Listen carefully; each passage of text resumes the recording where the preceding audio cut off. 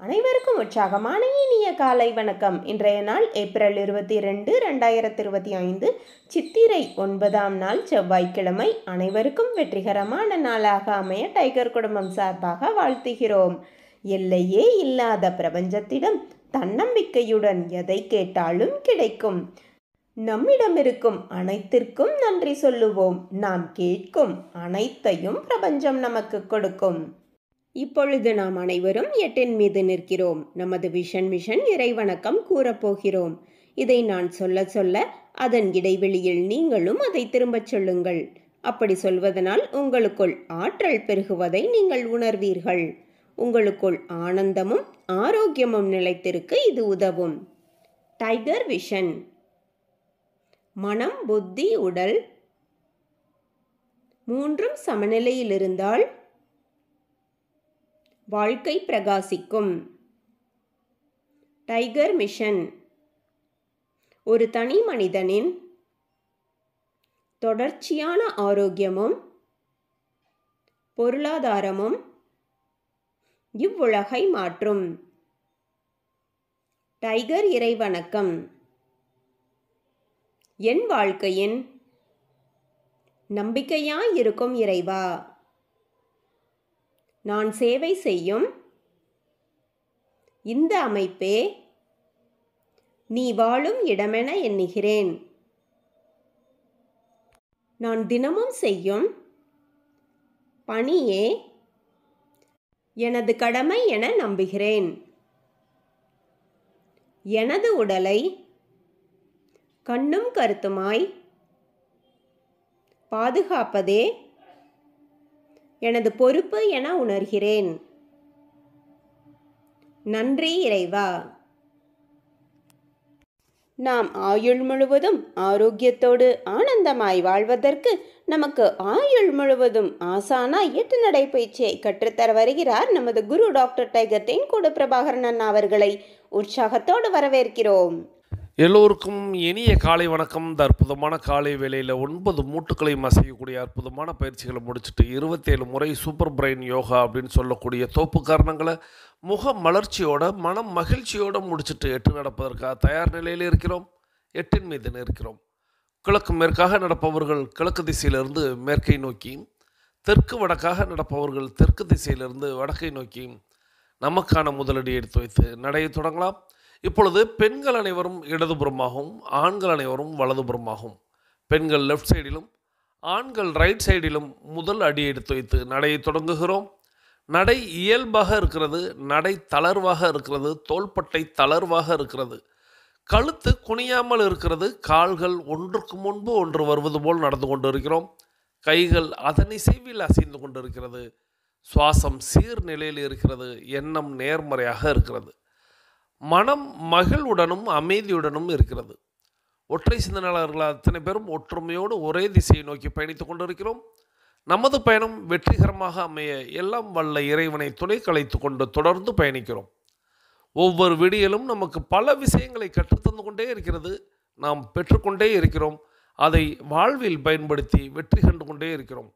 அவ்வாறாக இன்றைய விடியலும் நமக்கு பல விஷயங்களை கற்றுத்தரப் போகிறது. நாம் பெற்றுக்கொள்ளப் போகிறோம். அதை வாழ்வில் பயன்படுத்தி வெற்றி காணப் போகிறோம். ஒவ்வொரு நாளும் நமது நடையை தொடங்கும் போது நாம் பல நினைவூட்டல்களை நினைவூட்டுவது வழக்கம். அந்த வகையில் இன்றைய நினைவூட்டல்கள் நம்மளுடைய உள்ளங்கைகளை மடக்கி பார்த்தல் அப்படிங்கிற ஒரு செயலை செய்து பார்க்க வேண்டும். இப்பொழுது நாம் நடையை தொடங்கி இருக்கிறோம். உள்ளங்கைகளை மடக்கி பார்த்தால் அது இயல்பாக இருக்கும். விரலின் நகங்களின் வண்ணங்களை பார்க்க வேண்டும். அவைகளும் இயல்பாகவே இருக்கும். நடையை தொடங்கும் பொழுது சுவாசத்தை சோதித்து பார்த்திருக்க வேண்டும். நம்மளுடைய 2 நாசியிலையும் சுவாசம் வருகிறதா அப்படின்னு இப்படி நம்மளுடைய சோதனைகளை செய்து தான் நம்மளுடைய பயிற்சிகளை தொடங்க வேண்டும். தொடர்ந்து நம்மளுடைய முதல் விஷயமாக நாம் செய்ய வேண்டியது நம்மளுடைய பயிற்சிகளை, முயற்சிகளை, நிகழ்ச்சிகளை, செயல்களை எதை தொடங்குவதற்கு முன்பாக நம்மளுடைய தாயை வணங்க வேண்டும், நம்மளுடைய தந்தையை வணங்க வேண்டும், நமது குருமார்களை வணங்க வேண்டும், நமது இயற்கையை, இறைவனை, பிரபஞ்சத்தை வணங்க வேண்டும். நம்மளுடைய இஷ்ட தெய்வங்களை வணங்கி கொள்ள வேண்டும். நமது மூதாதையர்கள் முன்னோர்களை வணங்கி கொள்ள வேண்டும். இவ்வாறாக நம்மளுடைய தாய் தந்தை குருமார்கள் இயற்கை இறைவன் பிரபஞ்சம் இஷ்ட தெய்வங்கள் மூதாதையர்கள் முன்னோர்கள் இவர்களை வழிபட்டு அவர்களிடம் அருளாசி பெற்று அவர்களை வழித்துணைக்கு அழைத்து நமது பயிற்சிகளை நாம் தொடங்கி இருக்க வேண்டும். இவ்வாறாக தொடங்கப்படக்கூடிய அத்தனை செயல்களும் வெற்றியில் நிறைவடையும் என்பதை நினைவில் கொள்ளுங்கள். அவர்கள்தான் நமக்கு ஒரு ஊன்றுகோலாக ஒரு தூண்டுகோலாக நமக்கு என்றென்றும் இருப்பார்கள். நம்மளை சிறப்பாக வழிநடத்துவார்கள், நம்மை வெற்றி பெற செய்வார்கள். அவர்களை வழிக்கு அழைத்து கொண்டு நமது பயிற்சிகளை தொடங்கினோமானால் நிச்சயமாக ஒவ்வொரு நாளும் வெற்றியை நாம் பெறுவோம் என்பதை இந்த நேரத்தில் நினைவூட்டி தொடர்ந்து நம்மளுடைய இலக்கு எது என்பதை நினைவில் கொண்டு பயணிக்க வேண்டும். இலக்கில்லா பயணம் துடுப்பில்லா படகில் பயணிப்பது போல அப்படின்னு நான் அடிக்கடி சொல்லுவேன். ஸோ இலக்கை நிர்ணயித்து பயணிக்க வேண்டும்.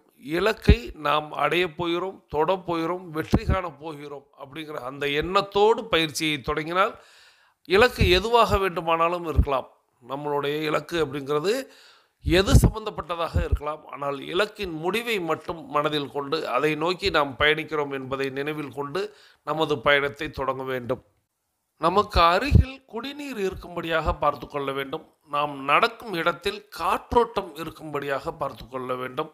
போதிய வெளிச்சம் இருக்கிறதா என்பதை நினைவில் கொண்டு நமது பயிற்சிகளை நாம் தொடங்க வேண்டும். நமது எண்ணத்தை சுத்தமாகவும் நமது உள்ளத்தை மகிழ்ச்சியாகவும் உற்சாகமாகவும் வைத்து நமது பயிற்சிகளை தொடங்க வேண்டும். புதியவர்கள் பேசிக் கோர்ஸில் பயணிக்கக்கூடியவர்கள் 10:30 நிமிடத்தில் மணியோசை கேட்டதுக்கப்புறம் நடையை மாற்றி நடக்கணும். பழையவர்கள் அதாவது அட்வான்ஸ் கோர்ஸில் பயணிக்கக்கூடியவர்கள், புதியவர்கள்ங்கிறது டைகர் குழுமத்தை பொறுத்தவரை 21 நாட்கள் தான். ஸோ அதன் பிறகு எல்லாருமே அட்வான்ஸ் கோர்ஸ் அப்படிங்கிற ஒரு பகுதிக்கு வர முயற்சிக்கணும். ஸோ அவர்களுக்கு 42 நிமிட நடை 21 நிமிடங்களில் இடைவெளி சொல்லும் பொழுது அதன் பிறகு மாற்றி நடக்கணும். இதையும் ஒவ்வொரு நாளும் நினைவில் வையுங்கள். புதியவர்களுக்கு ஒரு மணியோசை 10:30 நிமிடத்தில் கேட்கும். அப்பொழுது அவர்கள் நடையை மாற்றி நடக்கணும். அனைவரும் அனைவரது இலக்குகளையும் அடைவதற்கு எல்லாம் வல்ல இயற்கை இறைவன் பிரபஞ்சம் துணை நிற்க வேண்டும் என்று வேண்டி வணங்கி வாழ்த்தி தொடர்ந்து பயணிக்கிறோம். தொடர்ந்து இன்றைய தினம் பகுதி கேட்க போகிறோம். இன்றைய தினம் பகுதியை நமக்கு வழங்க வருகிறார் சகோதரி டைகர் அகிலா கோபிநாத் ஃப்ரம் கோயம்புத்தூர். அவர்கள் அவர்களது குடும்பம் மகிழ்ச்சியோடும் ஆரோக்கியத்தோடும் செல்வ வளங்களோடும் இருப்பதற்கு எல்லாம் வல்ல இயற்கை இறைவன் பிரபஞ்சம் துணை நிற்க வேண்டும். அவர்கள் எண்ணியதெல்லாம் நடக்க வேண்டும், கேட்டதெல்லாம் கிடைக்க வேண்டும். அவர்களது குடும்பத்தில் ஆரோக்கியம் நிலைத்திருக்க வேண்டும், ஆனந்தம் நிலைத்திருக்க வேண்டும். அவர்களுடைய பொருளாதாரம் உயர்ந்து கொண்டே இருக்க வேண்டும். அவர்களது பணி சிறந்து விளங்க வேண்டும். அவர்களது தொழில் வளர்ந்து கொண்டே இருக்க வேண்டும். அவர்களது பணி பிறர் பாராட்டும்படியாக அமைய வேண்டும். அதை எல்லாம் வல்ல இயற்கை இறைவன் பிரபஞ்சம் அவர்களுக்கு வழங்க வேண்டும் என்று என்னுடைய வேண்டுதல்களையும் வாழ்த்துக்களையும் தெரிவித்துக் கொள்கிறேன். நீங்களும் உங்களுடைய வாழ்த்து மலைகளை சகோதரி டைகர் அகிலா கோபிநாத் ஃப்ரம் கோயம்புத்தூர் அவர்களுக்கு வழங்குமாறு அன்போடு கேட்டு இப்பொழுது நாம் இன்றைய தினம் பகுதியை கேட்டுக்கொண்டே பயணிக்கலாம். வாருங்கள். அனைவருக்கும் வணக்கம். இன்றைய தினம் பகுதியில் இன்று நாம் கொண்டாடி கொண்டிருக்கும் நிகழ்வு உலக பூமி தினம். ஏப்ரல் 22 வேர்ல்டு எர்த் டே அப்படின்னு கொண்டாடுறோம். பூமியின் சுற்றுச்சூழல் அமைப்பையும் மனித குலத்துடனான பூமியின் உறவையும் பாதுகாக்க விழிப்புணர்வை ஏற்படுத்துறதுக்காக தான் இந்த நாளை நாம் கொண்டாடுறோம். 1969 கலிஃபோர்னியாவில் எண்ணெய் கசிவு ஏற்பட்டது. அந்த எண்ணெய் கசிவின் பேரழிவு விளைவுகளை கண்ட பிறகு அமெரிக்காவின் செனட்டர் கெல்லார்ட் நெல்சனால் தான் இந்த நாள் தொடங்கப்பட்டது. ஏப்ரல் 22, 1970 முதல்ல இந்த நாள் கொண்டாடப்படும் போது சுமார் 20 மில்லியன் அமெரிக்கர்கள் சிறந்த சுற்றுச்சூழல் அமைப்பை கோரி போராட்டங்களும் பேரணிகள்லையும் பங்கு பெற்றாங்க. ஒவ்வொரு வருடமும் இந்த நாள் கொண்டாடப்பட்டது. 1990 141 நாடுகளில் 200 மில்லியனுக்கும் அதிகமான மக்கள் இதில் பங்கேற்றாங்க. அதன் மூலமாக இந்த தினம் உலகளாவிய தினமாக மாறுச்சு. இந்த வருஷம் நம்ம என்ன தலைப்பில் கொண்டாடுறோம் அப்படின்னா, நமது சக்தி நமது கிரகம், அவர் பவர் அவர் பிளானட் அப்படிங்கிற தலைப்பில் இந்த நாளை நம்ம கொண்டாடுறோம். அதாவது புதுப்பிக்கத்தக்க எரிசக்தி ஆதாரங்களுக்கு மாறி நிலையான எதிர்காலத்தை உருவாக்குவதற்கு மக்கள் நிறுவனங்கள் மற்றும் அரசாங்கங்களின் பொதுவான பொறுப்பை இந்த தீம் மையமாக வச்சு நம்ம கொண்டாடுறோம். 2030ஆம் ஆண்டளவில் புவி வெப்பம், நீர், அலை, காற்று மற்றும் சூரிய சக்தி போன்ற சுத்தமான எரிசக்தி ஆதாரங்களில் குறிப்பாக முக்கியத்துவம் அளித்து உலகளவில் உற்பத்தி செய்யப்படும் புதுப்பிக்கத்தக்க ஆற்றலின் அளவை நாம் 3 மடங்காக உயர்த்தணும். நம்ம எதிர்காலம் நல்லா இருக்கணும் அப்படின்னா இந்த நாட்டில் உள்ள, இந்த பூமியில் உள்ள ஒவ்வொருத்தரும் இந்த பூமியை பாதுகாப்பதற்கான வழிகளை மேற்கொள்ளணும். முதல் வழி, நம்ம பிளாஸ்டிக் மாசுபாட்டை தடுக்கணும். அதுக்கு நாம் என்ன செய்யலாம் அப்படின்னா, ஒரு முறை பயன்படுத்துகிற பிளாஸ்டிக் அப்படின்னு ஒரு சில விஷயங்கள் இருக்கும். ஒரு வாட்டர் பாட்டிலோ பிளாஸ்டிக் பேப்பரோ ஒன் டைம் யூஸ் பிளாஸ்டிக்கை நாம் அவாய்ட் பண்ணணும். அதனோட பயன்பாட்டை நாம் குறைக்கணும். அதற்கு பதிலாக நம்ம துணி பைகளை முறையாக பயன்படுத்தணும் அப்படின்னா பிளாஸ்டிக் பயன்பாட்டை நம்ம தடுக்க முடியும். ஆனால் ஒரு சில பிளாஸ்டிக் பயன்பாடு இருந்ததுனாலும் அதை முறையாக அப்புறப்படுத்தவும் பழகணும். முடிஞ்ச வரைக்கும் அந்த பிளாஸ்டிக்கை மறுசுழற்சி செய்கிறதுக்கு முயற்சி செய்யணும். பிளாஸ்டிக் மாற்றுகளை நாம் ஊக்குவிக்கணும். கடைகள்லையோ வெளி இடங்கள்லையோ பிளாஸ்டிக் பயன்படுத்துகிறத தடுத்து அதுக்கு முறையாக ஒரு பையோ வேறு டப்பாவோ கொண்டு வந்தாங்க அப்படின்னா அதை நம்ம ஊக்குவிச்சு அவங்கள முறைப்படுத்தணும். அப்படின்னா எல்லாருமே மாறுறதுக்கு வழிகள் இருக்குது.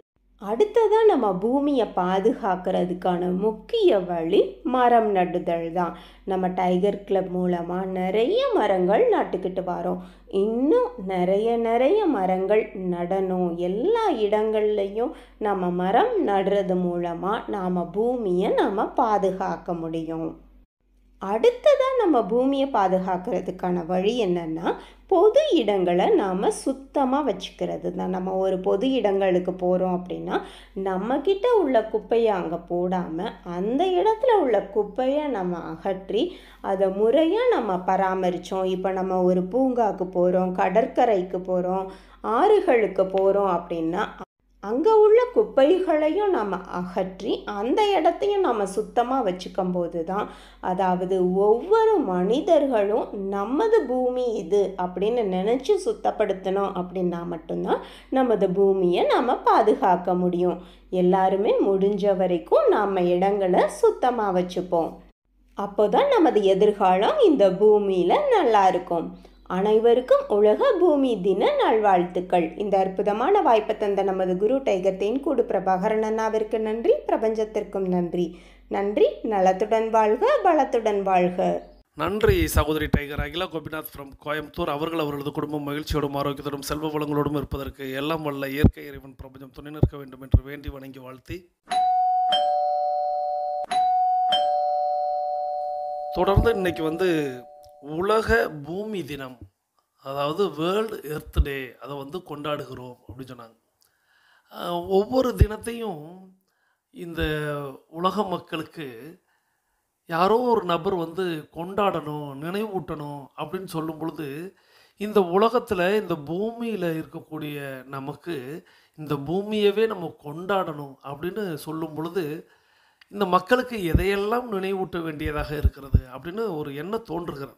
ஆனால் உண்மையிலே சொல்லப்போனால் அவங்க சொன்னது போல், சகோதரி சொன்னது போல், இந்த பூமி தான் நம்மளை காக்கக்கூடிய சாமி. ஆனால் அந்த பூமியை நம்ம காக்கிறோமா, பாதுகாக்கிறோமா அப்படின்னா ஒரு கொஞ்சம் கூட, அதாவது நம்மளுடைய மூதாதையர்கள், அதற்கு முந்தையவர்களெல்லாம் படிப்பறிவற்றவர்கள், பகுத்தறிவற்றவர்கள், பாதி மிருகங்கள் அப்படின்னு பல்வேறு விஷயங்களை சொல்லுவோம்.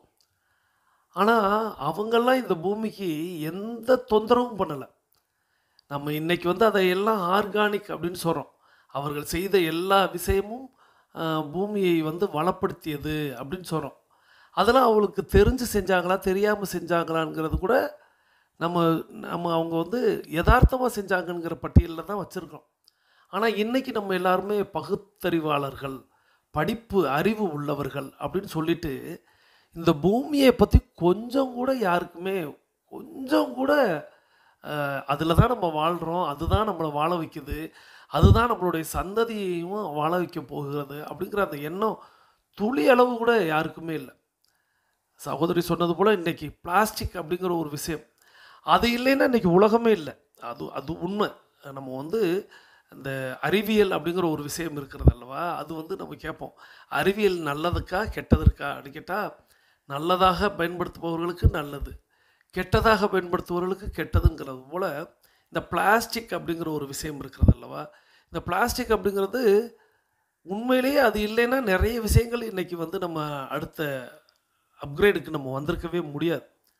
ஆனால் அந்த பிளாஸ்டிக்கை அப்படியே ஒரு ஒரு துளி அளவு கூட மனதில் யாருக்கு எண்ணம் இல்லாமல் அதை வந்து அழிவுக்குனே இன்னைக்கு பூமியை தோண்டி பார்த்தோம்னா ஒரு 10 லேயர் அப்படிங்கிறது பிளாஸ்டிக்காக தான் இருக்கும். மனிதர் வாழ்ந்த இப்போ நம்ம வந்து கீழடியை தோன்றோம், கீழடியை தோண்ட தோண்ட பார்த்திங்கன்னா மண் ஓடுகள், மண்ணில் மக்க முடியாமல் அது சுட்டு அந்த மண் ஓடுகள் இருக்குது, அவைகளே சிதலமடைஞ்சு அப்படி கிடைக்குது.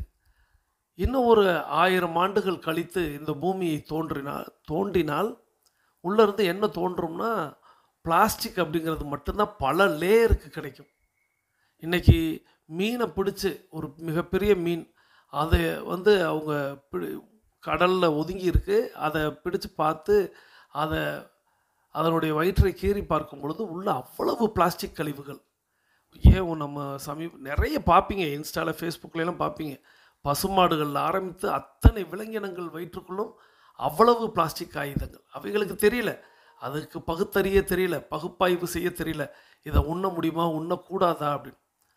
ஆனால் இன்னும் கூடுதலாக நம்ம எல்லாரும் படித்தவர்கள் தானே, நம்மளுடைய உடலில் நம்மளுடைய இரத்தத்திலேயே பிளாஸ்டிக்கோடைய தாக்கம் இருக்கிறதுன்னு சொல்கிறாங்க. பிளாஸ்டிக்காக நமக்குள்ளே போகலை, ஆனால் பிளாஸ்டிக்கை ஏதோ ஒரு வடிவத்தில் சூடாக்கியோ அதை நுகர்ந்து பார்த்தோ உண்டோ குடித்தோ ஏதோ ஒரு தருவாயில் அது நம்மளோடு கலந்து நம்மளுடைய ரத்தத்தில் நம்மளுடைய ஜீனில் கூட கலந்து விடுகிறது. அப்படி ஒரு நிலை இப்பொழுதைக்கே கண்டுபிடிக்கப்படுகிறது. அப்படி இந்த பிளாஸ்டிக்கை அவங்க சொன்னாங்கல்ல, ஒன் டைம் யூஸ் பண்ணுறது எது அப்படின்னு நம்ம பகுப்பாய்வு செய்யணும். அதையெல்லாம் நம்ம எல்லோரும் என்ன சொல்லுவோம், தயாரிக்கிறவங்களை கட்டுப்படுத்திட்டா போதும்ல, நாம் நம்ம வந்து பயன்படுத்தாமல் இருப்போம்ல.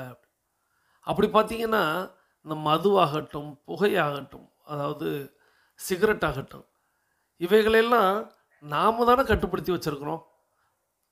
தயாரிக்கிறவங்க தயாரிச்சுக்கிட்டு தான் இருக்கிறாங்க, விற்கிறவங்க விற்றுக்கிட்டு தான் இருக்காங்க.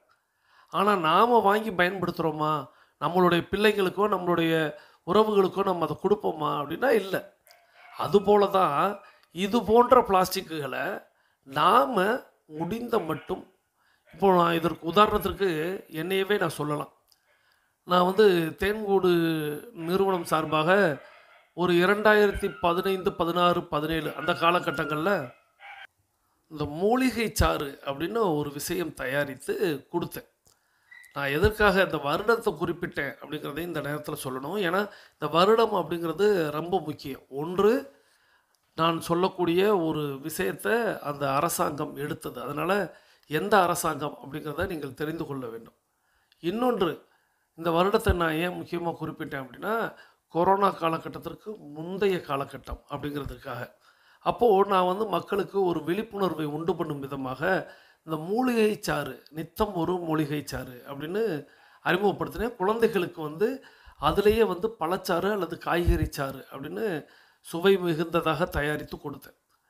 அப்போது அந்த ஒரு திக்னஸான ஒரு டம்ளர், நான் வந்து இந்த யூஸ் அண்ட் த்ரோ டம்ளர்னு இப்போ சொல்கிறாங்களே, ஒன் டைம் யூஸ் அப்படிங்கிற டம்ளர் வடிவத்தில் நான் பயன்படுத்தாமல் ஒரு திக்கான ஒரு கண்டெய்னர் வடிவத்தில் தயாரித்து அதற்கு மேலே சீல் பண்ணி நித்தம் ஃப்ரெஷ்ஷாக தயாரித்து காலையில் விடிகாலையில் 3-3:30 மணிக்கு தயாரித்து அதை மக்களுக்கு, இப்போ எப்படி நீங்கள் தூங்கி எழும்பொழுது உங்களுக்கு ஆடியோ ரெடியாக இருக்கிறது மாதிரி, தூங்கி எழும்பொழுது அந்த ஜூஸ் வந்து அவங்கவுங்க வீட்டில் அவங்கவுங்க காம்பவுண்டு செவரில் அவங்கவுங்க வீட்டுக்குள்ளாக இருக்கும்படியாக டெலிவரி பண்ணிவிட்டு 7 மணிக்கு முன்பாக நம்மளுடைய பசங்கள்லாம் வந்து நம்மள்ட்ட சேர்ந்துடுவாங்க. அந்த மாதிரி ஒரு திட்டத்தில் அந்த ஜூஸ் தயாரித்தேன்.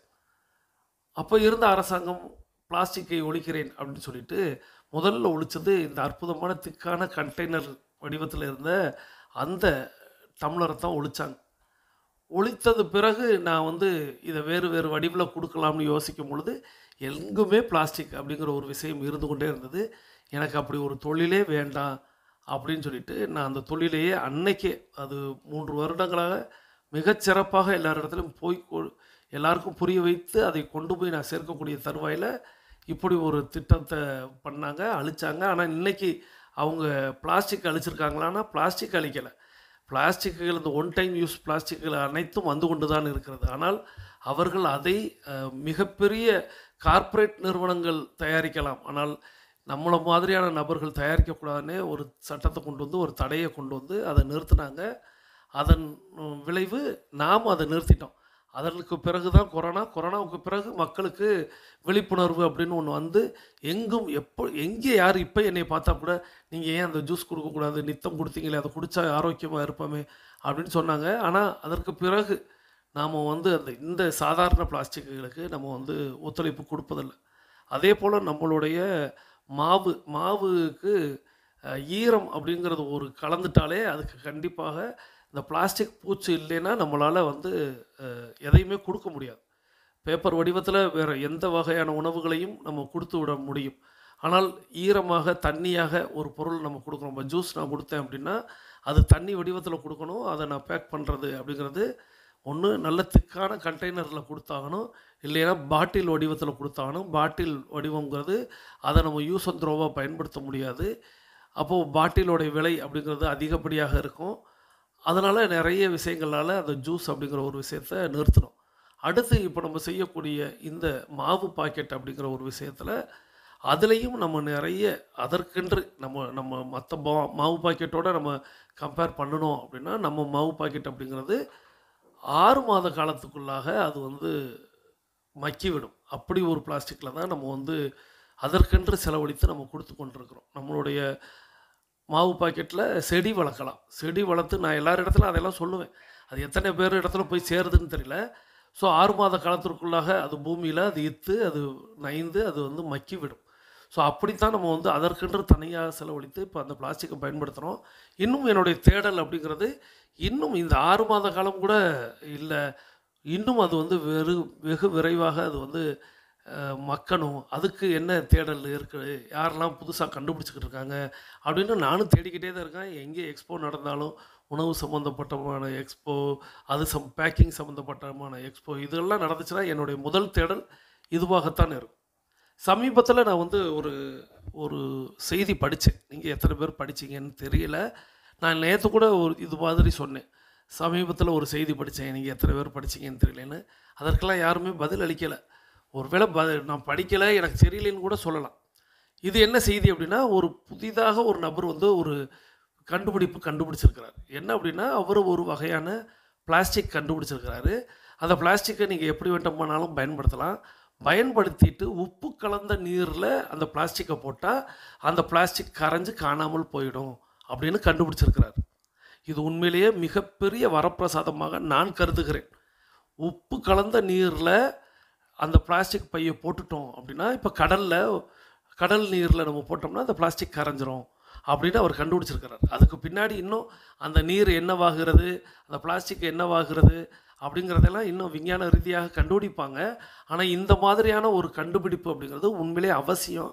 ஏன்னா நம்ம இந்த பூமியை பாதுகாக்கணும். அதே நேரத்தில் இத்தனை வகையான மக்களுக்கு, இத்தனை கோடி மக்களுக்கு எல்லாவற்றையும் கொண்டு போய் சேர்க்கணும்னா அதற்கு அந்த பிளாஸ்டிக்கும் தேவைப்படுகிறது அப்படிங்கிறத நான் எண்ணிக்கொண்டே இருப்பது. எனக்கு சமீபத்தில் இந்த செய்தி கேள்விப்பட்டேன். இதை எத்தனை பேர் படிச்சிங்க அப்படிங்கிறதையும் தாராளமாக சொல்லலாம். அதே போல் இந்த பூமியை பாதுகாக்கணும் அப்படின்னா டைகர் கிளப்பில் சொல்லக்கூடிய ஒரு விஷயம் சகோதரி சொன்னாங்க, பழமரக்கன்று நடுதல் அப்படிங்கிறது. மரம் நடுதல் அப்படிங்கிறத எல்லாரும் கொண்டாடுவாங்க, செய்வாங்க. அதில் கூடுதலாக நாம் வந்து பழமரம் நடுதல் அப்படிங்கிற ஒரு விஷயத்தை நம்ம செய்வோம். ஸோ அதை எல்லாருமே கடைபிடிக்கணும் அப்படிங்கிறது தான் எங்களுடைய ஆசை. டைகர் குழுமத்தில் பயணிக்கக்கூடிய அத்தனை சகோதரிகளும் எல்லாருமே இந்த பழமரக்கன்று நடுதல் அப்படிங்கிற ஒரு செயலை செய்யணும் அப்படிங்கிறத நம்ம ஒவ்வொரு தடவையும் நினைவூட்டுவோம். இப்போது நம்மளுடைய 21 நிமிடம் அப்படிங்கிறது நிறைவுக்கு வருகிறது. வாருங்கள் அனைவரும் தொடங்கிய திசைக்கு வந்து விடுகிறோம். கிழக்கு மேற்காக தொடங்கியவர்கள் கிழக்கு திசையிலும், தெற்கு வடக்காக தொடங்கியவர்கள் தெற்கு திசைக்கும் வந்து விடுகிறோம். நமது உள்ளங்கைகளை மடக்கி பார்க்கிறோம், இறுக்கமாக இருக்கிறது. விரலின் நகங்களின் வண்ணங்களை பார்க்கிறோம், சிவப்பு வண்ணத்தில் மாறி இருக்கிறது. சுவாசத்தை சோதித்து பார்க்கிறோம். 2வது நாசியிலும் சுவாசம் வரக்கூடிய இந்த வேளையில் நமக்கு அருகில் இருக்கக்கூடிய குடிநீரை எடுத்து நிறுத்தி நிதானித்து ரசித்து ருசித்து பருகிக் கொள்கிறோம். தண்ணீர் பருகுதல் என்பது ஒரு கலை என்பதை நாம் அறிவோம். தண்ணீர் பருகும் பொழுது நமது கவனத்தை நீரில் வைப்போம், நீரின் தன்மையில் வைப்போம், நீரின் சுவையில் வைப்போம். நீரை நிதானமாக பருகுவோம். நீரின்றி அமையாது உலகு அப்படிங்கிறத நினைவில் கொள்வோம். நீரின்றி அமையாது உடம்பு அப்படிங்கிறதையும் நினைவில் கொள்வோம். இப்போது நீர் பருகி முடிச்சுட்டு நம்மளுடைய மொபைல் ஃபோனை கையில் எடுத்துகிட்டு கருத்து பதிவிட போயிடும். 3 பதில். அதில் முதல் பதில் அப்படிங்கிறது, தினசரி நடவடிக்கை அறிக்கையை சமர்ப்பித்து விட்டீர்களா? டெய்லி ஆக்டிவிட்டி ரிப்போர்ட் அப்படிங்கிற சொல்லக்கூடிய நம்மளுடைய தினசரி நடவடிக்கை அறிக்கையை யாரெல்லாம் நித்தம் தொடர்ந்து சமர்ப்பிக்கிறார்களோ அவர்களுடைய மனம், புத்தி, உடல் அப்படிங்கிறது சமநிலைக்கு வரும். அவர்களுடைய வாழ்க்கை அப்படிங்கிறது மேம்பாட்டுக்கு வரும். இதை வந்து யாரெல்லாம் செய்கிறாங்களோ அவங்களுக்கு கிடைக்கும், யாரெல்லாம் செய்யலையோ அவங்களுக்கு கிடைக்கணுங்கிறது தான் எங்களுடைய ஆசை. ஸோ அவர்களெல்லாம் செய்யணும். இந்த நித்தம் உங்களை பற்றின ஒரு சிந்தனை உங்களுக்குள்ளாக வந்து போகணும். அதை நீங்கள் செய்ய செய்ய அது உங்களுக்குள்ளாக அது ஊறி உங்களையே அது அற்புதமாக வழி நடத்தும். ஸோ தினசரி நடவடிக்கை அறிக்கையை சமர்ப்பித்து விட்டீர்களா? இதுக்கு நீங்கள் உற்சாகம் மிகுந்த வார்த்தைகள் கொண்டு பதிலளிக்கணும். 2வதாக, இந்த பழமரக்கன்று நடுதல் அப்படிங்கிற ஒரு செயல் செய்கிறோம் அல்லவா? இந்த ஆண்டில், அதாவது இப்போ ஜனவரி 1 இன்றைக்கி வந்து நம்ம ஏப்ரல் 22 நம்ம நிற்கிறோம். ஸோ இந்த இத்தனை நாட்களில், ஏன்னா 100 நாட்களை நம்ம கடந்துட்டோம். இந்த இந்த இந்த ஆண்டில் 100 நாட்களை கடந்திருக்கோம். இதில் நீங்கள் பழமரக்கன்று நட்டு விட்டீர்களா? நீங்கள் நட்டிருக்கீங்களா? இல்லைன்னா டைகர் கிளப் சார்பில், பிரபஞ்ச மரக்கட்டளை சார்பில் நட சொல்லி இருக்கிறீர்களா? இல்லைன்னா இல்லை அப்படின்னு பதிலளியுங்கள். நீங்கள் இந்த 100 நாட்களில் பழமரக்கன்று நடுவதற்கு ஏற்பாடு செய்திருக்கிறீர்களா? ஆம், இல்லை. உடனே இல்லைன்னு சொல்கிறோமே அப்படின்னு கவலை கொள்ள வேணாம். நீங்கள் இல்லைன்னு பதிலளித்தா தான் இனி வரும் நாட்களில் நம்ம செய்யணும். ஏன்னா நான் சொல்லுவேன், ஆண்டுக்கு நமக்கே வந்து நல்ல நாட்கள், பெரிய நாட்கள் அப்படிங்கிறது குறைந்தபட்சம் 4-5 வரும். ஒரு குடும்பத்துக்குன்னு எடுத்து பார்த்தோம்னா அது எப்படி பார்த்தாலும் குறைந்தபட்சம் ஒரு 15 நாட்கள்லேருந்து 20 நாட்கள் வரும். இதில் ஆளுக்கு ஒரு பழமரக்கன்று நடணும் அப்படிங்கிறது தான் நம்ம சொல்லுவோம். நீங்கள் இது வரைக்கும் செய்யலைன்னா பரவாயில்ல, செய்யலைன்னு சொல்லுங்கள். வரும் நாட்களில் அப்போ தான் நம்மளை செய்ய தூண்டும் நம்மளுடைய ஆழ்மனம். ஸோ அதை தான் இப்போ பதிலளிக்க போகிறீங்க. இந்த 100 நாட்களுக்கு மேலாக இன்றைக்கி ஏப்ரல் 22 வரைய நீங்கள் பழமரக்கன்று நட்டு விட்டீர்களா? இது 2வது கேள்வி. 3வது கேள்வி, 3வது நம்மளுடைய வெற்றி ஸ்லோகனை எழுத வேண்டியது. நலத்துடன் வாழ்க, வளத்துடன் வாழ்க. நலத்துடன் வாழ்க, வளத்துடன் வாழ்க அப்படின்னு நீங்கள் ஒரு முறை டைப் அடித்து 2 முறை சொல்லி பார்த்து நீங்கள் போஸ்ட் பண்ணணும். இதுதான் நம்மளுடைய இடைவெளியில் நாம் செய்ய வேண்டியது. டைகர் கிளப்புக்கு நித்தம் நாம் செய்ய வேண்டிய ஒரு அற்புதமான ஒரு விஷயம். இந்த 3 கேள்விகளுக்கு விடையளித்தல். 2 கேள்விகள் அப்படிங்கிறது எப்பொழுதுமே செய்து கொண்டிருக்க வேண்டியது. நடுவில் கேட்கக்கூடிய கேள்விக்கு மட்டும் நித்தம் நித்தம் சிந்தித்து நாம் பதிலளிக்க வேண்டியது. இந்த 3க்கும் இடையளித்து கொண்டே பேசிக் கோர்ஸில் இருக்கக்கூடிய சகோதர சகோதரிகள் அஃபர்மேஷன் விசுவலைசேஷன் செய்துட்டு மீத இருக்கக்கூடிய ஆடியோ கேட்குவாங்க. உங்களுக்கு எங்களுடைய வாழ்த்துக்கள். உங்களுடைய அஃபர்மேஷன் விசுவலைசேஷன் வெற்றி பெற எங்களுடைய வாழ்த்துக்கள். தொடர்ந்து அட்வான்ஸ் கோர்ஸில் இருக்கக்கூடிய 42 நிமிட நடைக்காரர்களுக்கான அடுத்த சுற்று தொடங்குகிறது. இப்பொழுது ஆண்கள் அனைவரும் இடதுபுறமாகவும் பெண்கள் அனைவரும் வலதுபுறமாகவும், ஆண்கள் லெஃப்ட் சைடிலும் பெண்கள் ரைட் சைடிலும் முதலடி எடுத்து வைத்து நடையை தொடங்குகிறோம். நடை இயல்பாக இருக்கிறது, நடை தளர்வாக இருக்கிறது, தோள்பட்டை தளர்வாக இருக்கிறது, கழுத்து குனியாமல் இருக்கிறது, கால்கள் ஒன்றுக்கு முன்பு ஒன்று வருவது போல் நடந்து கொண்டு இருக்கிறோம். கைகள் அதன் இசைவில் அசைந்து கொண்டு இருக்கிறது. சுவாசம் சீர்நிலையில் இருக்கிறது. எண்ணம் நேர்மறையாக இருக்கிறது. மனம் மகிழ்வுடனும் அமைதியுடனும் இருக்கிறது. ஒற்றை சிந்தனையாளர்கள் அத்தனை பேரும் ஒற்றுமையோடு ஒரே திசையை நோக்கி பயணித்து கொண்டு இருக்கிறோம். நமது பயணம் வெற்றிகரமாக அமைய எல்லாம் வல்ல இறைவனை துணை கலைத்து கொண்டு தொடர்ந்து பயணிக்கிறோம். தொடர்ந்து நம்ம இப்போ ஒரு ஆரோக்கிய குறிப்பு கேட்க போகிறோம். அற்புதமான ஆரோக்கிய குறிப்பை நமக்கு தேர்வு செய்து அனுப்பி வைத்திருப்பவர் அம்மா சகோதரி டைகர் குமுதவள்ளி ஃப்ரம் மதுரை. இவங்க மதுரை டைகர் கிளப்போடைய கேப்டனாக இருக்கிறாங்க. அம்மா சகோதரி tiger Kumudavalli from Madurai tiger club captain அவர்கள் அவர்களது குடும்பம் மகிழ்ச்சியோடும் ஆரோக்கியத்தோடும் செல்வ வளங்களோடும் இருப்பதற்கு எல்லாம் வல்ல இயற்கை இறைவன் பிரபஞ்சம் துணை நிற்க வேண்டும். அவர்கள் எண்ணியதெல்லாம் நடக்க வேண்டும், கேட்டதெல்லாம் கிடைக்க வேண்டும். அவர்களது குடும்பத்தில் ஆரோக்கியம் நிலைத்திருக்க வேண்டும், ஆனந்தம் நிலைத்திருக்க வேண்டும். அவர்களுடைய பொருளாதாரம் உயர்ந்து கொண்டே இருக்க வேண்டும். அவர்களது பணி சிறந்து விளங்க வேண்டும். அவர்களது பணி பிறர் பாராட்டும்படியாக அமைய வேண்டும். அதை எல்லாம் வல்ல இயற்கை இறைவன் பிரபஞ்சம் அவர்களுக்கு வழங்க வேண்டும் என்று என்னுடைய வேண்டுதல்களையும் வாழ்த்துக்களையும் தெரிவித்து, நீங்களும் உங்களுடைய வாழ்த்து மலைகளை அம்மா சகோதரி tiger Kumudavalli from Madurai tiger club captain அவர்களுக்கு வழங்குமாறு அன்போடு கேட்டு, இப்பொழுது வாருங்கள் ஆரோக்கிய குறிப்பை கேட்டுக்கொண்டே பயணிக்கலாம். என் முன்னால் பரிமாறப்படக்கூடிய, என் முன்னால் முன்னிறுத்தப்படக்கூடிய, எனக்கு மிகச்சிறந்தது என்று சொல்லக்கூடிய, நான் கொண்டாடக்கூடிய, நான் ரசிக்கக்கூடிய என் தலைவர்கள் எதெல்லாம் சிறப்பு என்று ஊடகங்களில் வந்து சொல்கிறார்களோ அவையெல்லாம் சரியானதா, எனக்கானதா, நான் சாப்பிடலாமா, அதில் உள்ள கூறுகள் என்ன என்று தெரியாமல் நாம் எடுக்கக்கூடாது. அந்த லிட்ரசி நமக்கு அத்தனை பேருக்குமே இருக்கு. அதெல்லாம் டாக்டர் சொன்னா டாக்டர்கிட்ட பத்தியும் கேட்கிற மாதிரி இதெல்லாம் எடுக்கலாமா எடுக்க வேணாமான்னு கேட்கறது மட்டும் முடிஞ்சிருது இல்ல. ஒரு வேளை உணவிலும் நம்முடைய அக்கறைகள் இருந்து கொண்டே இருக்கு. எப்படி எடுத்துக்கலாம்? புரியுது சார், நோயெல்லாம் கூடுதுன்னு சொல்றீங்க, இது மாதிரி எல்லாம் குப்பை உணவுகள் இருக்குன்னு சொல்றீங்க. ஏன் உணவு எப்படி இருக்கலாம்? சில விஷயங்களை அப்படியே தொகுத்து பார்க்கலாம். காலையில நம்ம சாப்பிடக்கூடிய உணவுனா முதல்ல நமக்கு ஞாபகம் வருது காஃபி, டீ. நாங்கெல்லாம் சித்தா டாக்டர்னால நாங்க மருந்து எழுதும் போதே வந்து டக்குன்னு பத்தியங்கள் சொல்லுவோம். சில நேரத்துல எங்க பேஷண்ட் சொல்லுவாங்க, சார் எதை வேணாலும் வேண்டாம்னு சொல்லுங்க, இந்த காப்பியை மட்டும் நிறுத்திடாதீங்க, எனக்கு தலையை வெடிச்சிரும், காலையில எழுந்திரிச்சு ஒரு கப் காபி குடிக்கலன்னா எனக்கு அவ்வளவுதான் அப்படின்னு சொல்லுவாங்க. அது வந்து அந்த அளவுக்கு நம்ம காப்பிக்கும் டீக்கும் அடிமையா இருக்கும். 200 வருஷமா தான், 200 ஆண்டுகளாக காஃபி டீ இல்லாம இருக்க முடியாத ஒரு சமுதாயம் மாறிடுச்சு. அதுக்கு முன்னாடி ஏதோ ஒண்ணு குடிச்சிருப்போம்ல. 200 வருஷத்துக்கு முன்னாடி என்ன குடிச்சோம்? பெருவாரியான உழவு சமூகம், உழவர்கள், இங்க இருக்கக்கூடிய மக்களுடைய உங்களுடைய அத்தனை தாத்தாபடியும் உழவர்களா தான் இருந்திருப்பாங்க. இந்த உழவு சமூகம் காலையில் பெருவாரியாக என்ன குடிச்சாங்க அப்படின்னா நீராகாரம் குடிச்சாங்க. ஒரு கப் நீராகாரத்தை குடித்துட்டு உழவுக்கு போன சமூகம் தான் நம்ம எல்லாம். என்ன மாதிரி நீராகாரம் குடிச்சாங்க? முந்தின நாள் சமைச்சு வச்ச சோறுல தண்ணியை ஊத்தி வச்சுட்டு காலையில நல்லா அதை கரைத்து கொஞ்சம் மோர் விட்டு அதை வந்து காலையில் குடித்து விட்டு வேலைக்கு போனாங்க. அது ரொம்ப பார்ப்பதற்கு இது ஒரு எளிய உணவா தெரியுது. ஆனா இன்றைக்கு ஒட்டுமொத்த உலகமும் கொண்டாடக்கூடிய ஒரு உணவு நீராகாரம். நல்லா புரிஞ்சுக்கோங்க, ஒட்டுமொத்த உலகமும் கொண்டாடக்கூடியது. அதாவது நாங்கள் உழவில் அடிக்கடி சொல்லுவோம், இந்த உழவுல வந்து ஒரு கொய்யாப்பழம் நல்லா இருக்கணும், இல்ல வாழைப்பழம் நல்லா இருக்கணும், நம்ம சோறு அரிசி மிகச்சரியாக வரணும்னா இந்த மண்ணுக்கு கீழே இருக்க உயிரினங்களை போற்றி வணங்கணும். அதனாலதான் இயற்கை வேளாண்மையில திரும்ப திரும்ப உனக்கு சோறு கொடுக்கணுங்கிறதுக்காக இந்த மண்ணுக்கு கீழே கெமிக்கலை போட்டு கோடானு கோடி நுண்ணுயிர்களை கொல்லாதீர்கள், அங்க இருக்கக்கூடிய மண்புழுக்களை வந்து சிதைக்காதீங்க அப்படின்னு நம்ம சொல்லிட்டே இருப்போம். அந்த உயிரிகள் எல்லாம் சேர்ந்துதான் இந்த உயிரியை மிகச்சரியாக வைத்துக் கொள்வதற்கான உணவை கொடுத்து கொண்டே இருக்கு. அதே மாதிரி மண்ணினுடைய உயிர் எவ்வளவு முக்கியமோ அதே மாதிரி இந்த உடலுக்குள் ஏகப்பட்ட உயிரிகள் இருக்கு. இங்க சிவராம வந்து பேசிட்டு இருக்கேன்னா என்னுடைய மரபணுல வெறும் 45% தான் ஏன் ஜீன் இருக்கு. மீதி 55%, 55 ஜீன் வந்து 100% உடல்னா 45 தான் என்னுடைய சொந்தக்காரர். மீதி 55 ஏகப்பட்ட பாக்டீரியாக்களும் வைரஸ்களும் என் உடம்புக்குள்ள இருக்கு. அவையெல்லாம் சேர்ந்துதான் நாங்க படிக்கும் போது அதெல்லாம் வெறும் டைஜஷனுக்கு நினைச்சிட்டு இருந்தோம். அந்த உயிரிகள் நலமாக இருந்தால் மட்டும்தான் எதிர்ப்பாற்றல் நலமா இருக்கும். நம்ம உடலினுடைய அடாப்டிவ் இம்யூன் சிஸ்டம் அப்படிம்பாங்க.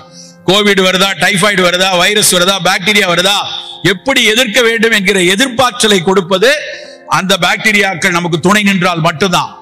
சர்க்கரையை கட்டுப்படுத்தணுமா, இரத்த கொதிப்பை கட்டுப்படுத்தணுமா, புற்றுநோய் சிகிச்சையில துணையாக நிற்கணுமா, எல்லாவற்றிற்கும் நம் குடலுக்குள் இருக்க வேண்டிய பாக்டீரியாக்கள் நல்லா இருக்கணும். அந்த குடலுக்குள் இருக்க வேண்டிய உயிரினங்கள் சரியாக வைப்பதற்கான முதல் உணவு நீராகாரம் நண்பர்களே. அப்ப அந்த நீராகாரத்தை நம்ம போற்றி பாதுகாத்து குடிக்கணுமா வேணாமா? நம்ம அதை மறந்துட்டோம். பல பேர் அதை செய்வதே இல்லை. இன்றைக்கு ஸ்டான்லி மருத்துவக் கல்லூரி, தமிழ்நாட்டில் இருக்கக்கூடிய ஸ்டான்லி மருத்துவக் கல்லூரி பல ஆராய்ச்சிகள் அந்த நீராகாரத்தை வைத்து செய்திருக்காங்க. இவ்வளவு பெரிய புத்தகம் போட்டிருக்காரு. வெறும் நீராகாரம் எப்படி எல்லாம் ஆய்வில் என்னெல்லாம் முடிவு கொடுத்திருக்கு. பாக்டீரியாவை எப்படி கொடுக்குது, உடலோட எதிர்ப்பாற்றல் எப்படி கொடுக்குது, இரிட்டபிள் பவல் சிண்ட்ரோம் அப்படிம்பாங்க. சாப்பிட்டோடனே டாய்லெட் போயிட்டு வருவாங்க. காலையில டாய்லெட் போவோம் சார், அப்புறம் காலையில காபி குடிச்சோடனே ஒரு தடவை போயிட்டு வரணும், சாப்பிட்டோடனே ஒரு தடவை போயிட்டு வரணும்னு சில பேருக்கு இருக்கும். அந்த IBS சொல்லக்கூடிய இரிட்டபிள் பவல் சிண்ட்ரோத்துக்கு நீராகாரம் மிகச்சரியான மருந்து. இல்ல வயிறுல தானா புண்ணாகுது, இன்ஃப்ளமேட்டரி பவல் டிசீஸ் அப்படிம்பாங்க. குழந்தைகள் முதல் நடுவுல வரைக்கும் நிறைய பேருக்கு இருக்கும் கிரான்ஸ் டிசீஸ்னு. அந்த இன்ஃப்ளமேட்டரி பவல் கிரான்ஸ்ல எல்லாம் மருத்துவத்தோடு இணையாக செய்ய வேண்டிய விஷயம் அந்த நீராகாரம். நம்ம ஏன் வாரத்துக்கு ஒரு 2 நாள், இப்ப ஜனவரி விட்டுருவோம், இன்னொரு 15 நாள்ல வெயில் கொளுத்த ஆரம்பிச்சிடும் சேலத்துல. பிப்ரவரியில ஆரம்பிச்சா அடுத்த அக்டோபர் வரைக்கும் இங்க கொளுத்தி தான் அடிக்கும் வெயில்.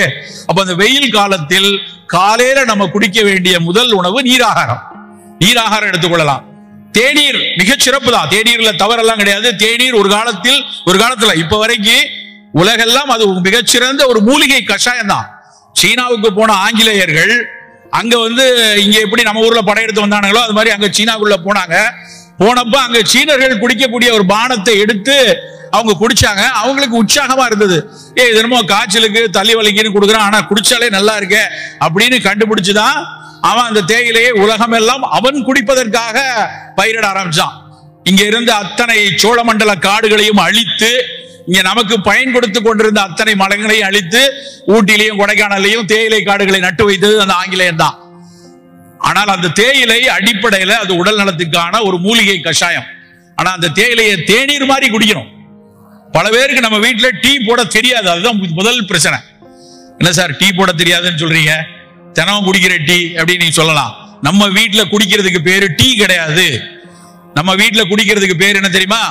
தேநீர் பால் பாயாசம். தினம் நம்ம குடிக்கிறது தேநீர் பால் பாயாசம் நம்ம குடிக்கிறோம். நம்மளுக்கு திரும்ப திரும்ப குடிக்க வைக்கிறது தேயிலையோட எண்ணம் கிடையாது. அதுல இருக்கக்கூடிய பாலும் இனிப்பும் நம்ம மனசுல பதிஞ்சுக்கிட்டு அதுதான் நம்மளை திரும்ப திரும்ப குடிக்க வைக்குது. நம்ம உண்மையிலேயே தேயிலை குடிக்கணும்னா நல்ல கொதிக்கிற வெந்நீர்ல ஒரு தேக்கரண்டி தேயிலையை போட்டு ஒரு 2-3 நிமிடங்கள் காத்திருந்து அதுக்கப்புறம் அதை எடுத்து வடிகட்டி குடிச்சா அதுதான் தேநீர். வெறும் தேநீர் நம்மளுடைய இரத்த நாளங்கள்ல வரக்கூடிய நோய்களை கூட தீர்க்கும் அப்படின்னு இன்னைக்கு அறிவியல் சொல்லுது. புற்றுநோய்களுக்கு சிறப்பு, சர்க்கரைக்கு சிறப்பு. ஆனா அந்த தேநீர் வெறுமன கட்டஞ்சாயான்னு சொல்லுவாங்க இல்லையா, அது மாதிரி வெறுமன வெந்நீரில் தேயிலையை போட்டு மூடி வைத்து அது குடிச்சாதான் அது உடலுக்கு நல்லது. அது மட்டுமா? அது இல்லாமல் நீங்கள் ஏதாவது ஒரு தினம் ஒரு நாளைக்கு இது மாதிரி ஒரு வெறும் தேநீர் குடிச்சுக்கலாம். இன்னொரு நாளைக்கு ஆவாரை தேநீர் குடிக்கலாம்.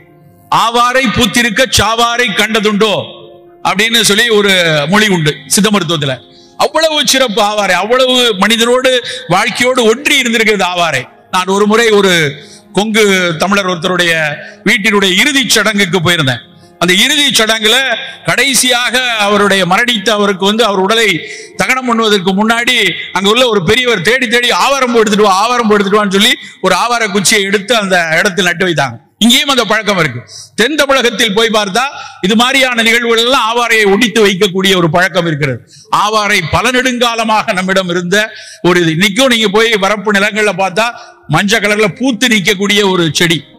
அந்த ஆவாரை சர்க்கரையை எப்படி கட்டுப்படுத்துகிறது என்று பல ஆய்வுகள் இன்றைக்கு உறுதிப்படுத்தியிருக்காங்க.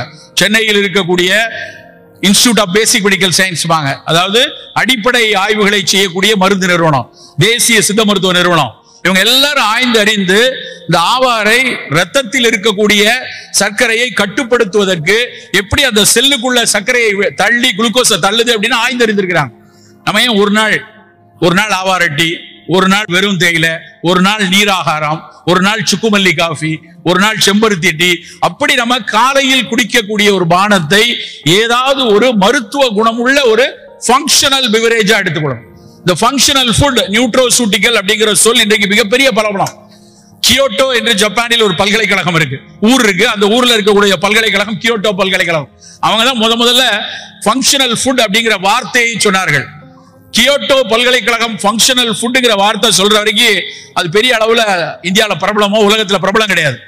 அப்படின்னா ஃபங்க்ஷனல் ஃபுட்னா என்ன அர்த்தம் அப்படின்னா மருத்துவ குணமுடைய உணவு அப்படின்னு அர்த்தம். அட பாவிகளா, இதை நாங்கள் தமிழர்கள் காலகாலமாக உணவே மருந்து என்று சொல்லியிருக்கோம். நம்ம உணவே மருந்து என்று சொன்ன சமூகம் நம்ம ஃபங்க்ஷனல் ஃபுட்ங்கிற வார்த்தை 1980களில் 75க்கு அப்புறம் கியோட்டோ சொன்னதுக்கு அப்புறம் இன்னைக்கு மொத்த உலகமும் உணவு மருத்துவ குணத்தோடு இருக்கணும்னு தேட ஆரம்பித்திருக்கிறார்கள். நாம் சாப்பிட்டு வந்த அத்தனை உணவும், இன்றைக்கும் சாப்பிட்டு கொண்டிருக்கிற அத்தனை உணவும் ஏதாவது ஒரு வகையில் உடல் நலத்துக்கு நலம் பயக்கக்கூடியதா இருக்கணும். அப்படி நலம் பயக்கக்கூடிய ஒன்றா இருந்தாதான் அது ஃபங்க்ஷனல் ஃபுட். காலை உணவை இது மாதிரியான பானமா எடுத்துக்கொள்ளணும். சரி, காலை உணவை என்ன எடுத்துக்கொள்வது? பானம் எப்படி எடுத்துக்கலாம்? காலைல சாப்பாடு என்ன சாப்பிடலாம்? காலையில சாப்பிடுற சாப்பாடு எப்படி இருக்க வேண்டும்? யோசிச்சு பார்த்தா காலகாலமா நம்ம கடந்த ஒரு 50-60 வருஷமா வெறும் இட்லி, தோசை, பூரி, பொங்கல், மசால் தோசை, வடை இப்படிதான் சாப்பிட்டுட்டு இருக்கோம். மாற வேண்டிய கட்டாயத்துக்கு வந்தாச்சு. இவ்வளவு நாள் இப்படி சாப்பிட்டது இருந்துட்டு போட்டோம். இட்லி மிகச்சிறந்த உணவு, சந்தேகமே வேண்டாம். இன்றைக்கு வரைக்கும் உங்கள் வீட்டில் குழந்தைகள் இருக்காங்க, வளர்ற குழந்தைகள் இருக்காங்க, இட்லி தான் ஆகச்சிறந்த உணவு, எந்த சந்தேகமும் இல்ல. ஆனா 45 வயசுல நமக்கு காலையில தினம் இட்லி வேணும்னு நினைச்சா அது பெரிய தப்பு. நமக்கு 45 வயதை தாண்டி விட்டது, இல்லை என்றால் ஏற்கனவே சர்க்கரை இருக்கு, ரத்த கொதிப்பு இருக்கு அப்படின்னா காலையில மிகச்சிறந்த உணவாக இருக்கக்கூடியது நல்ல புரதங்கள் நிறைந்த சுண்டல். நான் நேற்று மாலை ஒரு கட்டுரை படித்துக் கொண்டிருந்தேன். அந்த கட்டுரை ஒரு இதுல ரயில்ல வரும்போது படித்த கட்டுரை. அதுல எழுதியிருக்கிறான், எந்த உணவுகள் கிளைசமிக் இண்டெக்ஸ் குறைவா இருக்குன்னு ஒரு ஆய்வு சென்னையில் தான் நடந்திருக்கு. அவங்க எதுல எல்லாம் பண்ணிருக்காங்கன்னா, தினை அரிசியில பண்ணிருக்காங்க, கேழ்வரகுல பண்ணிருக்காங்க, கோதுமை ரவையில பண்ணிருக்காங்க, கொண்டக்கடலையில பண்ணிருக்காங்க, சோள மாவுல பண்ணிருக்காங்க. எல்லாத்தையும் ஆய்ந்தறிந்து பார்த்து அவன் லிஸ்ட் பண்ணதுல பெஸ்ட் என்ன சொல்லியிருக்கான்னா, வெள்ளை கொண்டை கடலை. அந்த கொண்டக்கடலை சுண்டல் இருக்கு இல்லையா, அது புரதச்சத்தும் அதிகம், சர்க்கரை வேகமாக ரத்தத்தில் கலக்க விடாமல் பண்ணிருது போட்டிருக்கான். ரெண்டாவது எதை போட்டிருக்கான்னா, கோதுமை ரவை கிச்சடி, கோதுமை ரவை உப்புமா. அவன் போட்டிருக்க ஸ்டடியில போட்டிருக்குது வீட், புரோக்கன் வீட் ரவா உப்புமா. அதை செய்தவர்கள் சாதாரண ஆளுங்க கிடையாது. இந்தியாவின் தலை சிறந்த உணவியல் வல்லுநர்கள் எல்லாம் சேர்ந்து ஆராய்ச்சி பண்ணியிருக்காங்க. நம் தமிழ்நாட்டு உணவுல இதெல்லாம் கிளைசிமிக் இண்டெக்ஸ் குறைவா இருக்கு. கிளைசிமிக் இண்டெக்ஸ் அப்படிங்கிறது நமக்கு தெரிஞ்சிருக்கணும். இதெல்லாம் ஒன்றும் மருத்துவ வார்த்தைகள் கிடையாது, பயந்துட வேண்டாம். எந்த உணவு ரத்தத்தில் வேகமாக சர்க்கரையை சேர்க்கிறதோ அது ஆபத்து. நல்லா புரிஞ்சுக்கணும். எந்த உணவு வேகமாக ரத்தத்தில் சர்க்கரையை சேர்க்கிறதோ, ஒரு உருளைக்கிழங்கு நல்லா வேக வச்சு அப்படியே மசிச்சு சாப்பிட்டீங்கன்னா அதுல இருக்க கார்போஹைட்ரேட் 95% ரத்தத்தில் 3/4 மணி நேரத்தில் உள்ள போயிடும். அதனாலதான் டயபெட்டிக் பீப்புள் உருளைக்கிழங்கு சாப்பிடாத, வேண்டாம், சிப்ஸ் வேண்டாம்னு சொல்றதுக்கு காரணம் அதுல இருக்கக்கூடிய ஹை கிளைசிமிக் ஃபுட். அப்போ லோ கிளைசிமிக்கா எது இருக்கோ அதுதான் நம்மளுடைய தினம் உணவா இருக்கணும். லோ கிளைசிமிக்கா இருக்கிறதுல தான் அந்த கோதுமை ரவை உப்புமா சொல்றோம், சுண்டலை சொல்கிறோம். நல்ல காய்கறி துண்டுகள் சாலடா எடுத்து சாப்பிடலாம். எல்லா பழங்களை போட்டு ஒவ்வொரு நாள் ஒரு ஸ்மூதியாகவோ இல்லைன்னா பழச்சாறாகவோ எடுத்துக்கொள்ளலாம். நம்ம ஊர்ல மிக மிக முக்கியமான பிரச்சனை என்ன அப்படின்னா, புரதம் சாப்பிடுறது ரொம்ப குறைவு. அதுவும் குறிப்பா வெஜிடேரியனா இருந்தா புரதம் ரொம்ப ரொம்ப கம்மியா எடுக்கிறோம். அப்போ புரதம் அதிகமா வேணும்னா தினம் காலையில ஒரு நல்ல வீட்டுல நீங்க எல்லாம் விவசாய குடும்பத்துல இருந்து இருக்கவங்க தினம் 2 முட்டை, அது ஒரு ஆம்லெட் ஆகவோ வேக வைத்த முட்டையோ, அந்த 2 முட்டை எடுத்துக்கொள்ளலாம். இல்ல நான் முட்டை சாப்பிட மாட்டேன், கொஞ்சம் நிலக்கடலை, கொஞ்சம் பாதாம் பருப்பு, அப்படியான பருப்பு கடலை இந்த மாதிரி விஷயத்தோட தான் காலை உணவு இருக்கணும். சோ காலை உணவு அப்படின்னா சுண்டல், ஒரு கப்ல சூப்பு, இல்லைன்னா நல்ல நிலக்கடலை இல்ல கொண்டக்கடலை இல்ல ஒரு பாதாம் பருப்பு, 2 ஆம்லெட். இப்படிதான் ஒரு மீட்டிங்ல அப்படி சொன்ன உடனே ஒருத்தர் இருந்துச்சு கேட்கிறாரு, சார் இதெல்லாம் பிஃபோர் ஃபுட்டா ஆஃப்டர் ஃபுட்டா? ஏன்னா நடுவில் இட்லியை காணாம, நடுவில் தோசையை காணாம. ஏன்னா முதல்ல இதை சாப்பிட்டா நடுவில் தோசை சாப்பிட்டு தான் சாப்பிடணுங்கிற ஒரு எண்ணம் மக்கள்கிட்ட இருக்கு. வேண்டாம், இதுதான் பிரேக்ஃபாஸ்ட், இதே எடுத்துக்கொள்ளும். வாரத்துக்கு 1 நாள் அல்லது 2 நாள் நம்ம இட்லி தோசை எடுக்கலாம். அப்படி செய்யக்கூடிய இட்லியும் தோசையுமே வெள்ளை வெள்ளையர்னு இருக்க வேண்டாம். வெள்ளையா நல்ல பாலிஷ் போட்டு, சில்கி பாலிஷ் போட்டு அரிசியை கொண்டு அதுல பொன்னி அரிசியில அப்படியே பொல பொல பொலன்னு வெள்ளையா இருக்கணும்னு நினைச்சதான் நம்மளுடைய பெருந்தப்பு. நம்முடைய இட்லி தோசை அழுக்காக இருக்கணும், நல்ல பிரவுன் கலர்ல இருக்கட்டும், நல்ல கருமை நிறத்துல இருக்கட்டும், சாம்பல் நிறத்துல இருக்கட்டும். இல்லைன்னா மாப்பிள்ளை சம்பால தோசை இட்லி போட்டீங்கன்னா சிகப்பு நிறத்துல இருக்கும். அப்படியான உணவு தான் நமக்கு அவ்வளவு சிறப்பு. சென்னை இங்க கோயம்புத்தூருக்கு ஒரு 2 மாதத்துக்கு முன்னாடி அக்ரிகல்ச்சர் யூனிவர்சிட்டி போயிருக்கோம். அங்க இருக்கக்கூடிய ஒரு விவசாயத்துறை பேராசிரியர் அப்படியே வியந்து சொல்றாரு, சார் நீங்க ஒவ்வொரு தடவையும் மீட்டிங்ல போய் இந்த மாப்பிள்ளை சம்பா கருப்பு கவுனி எல்லாம் சொல்றீங்க, இந்த டேட்டாவெல்லாம் கொஞ்சம் பார்த்துட்டு இதை பத்தி இன்னும் பேசுங்கன்னு எடுத்து 2 பேப்பரை கொடுக்குறாரு. மாப்பிள்ளை சம்பால நம்ம நினைச்சதை விட அதிகமான சத்துக்கள் இன்னும் இருக்கு. நான் நினைத்தேன் அதுல இருக்கக்கூடிய செம்மை நிறம் லைகோபீன், அந்த மாப்பிள்ளை சம்பாவுடைய சிகப்பு நிறம் இருக்கு இல்லையா, அது மேல இருக்கிற அந்த சிகப்பு நிறம் தான் மிகப்பெரிய சத்து கொடுக்கிறது. எதுல எல்லாம் மேல சிகப்பு நிறம் இருக்கிறதோ, மாதுளையில இருக்கு, நான் பல முறை சொல்கிற சிகப்பு கொய்யாவில் இருக்கிறது, பப்பாளியில இருக்கு, தக்காளி பழத்தினுடைய தோல் அந்த சிவப்பு நிறத்துல இருக்கக்கூடிய சத்துக்கு பேரு லைகோபீன். அந்த லைகோபீன் புற்றுநோய் வருவதை தடுக்கக்கூடிய மிக முக்கியமான ஒரு பொருள். ஃப்ரீ ராடிக்கல் ஸ்கேவெஞ்சர் அப்படிம்பாங்க.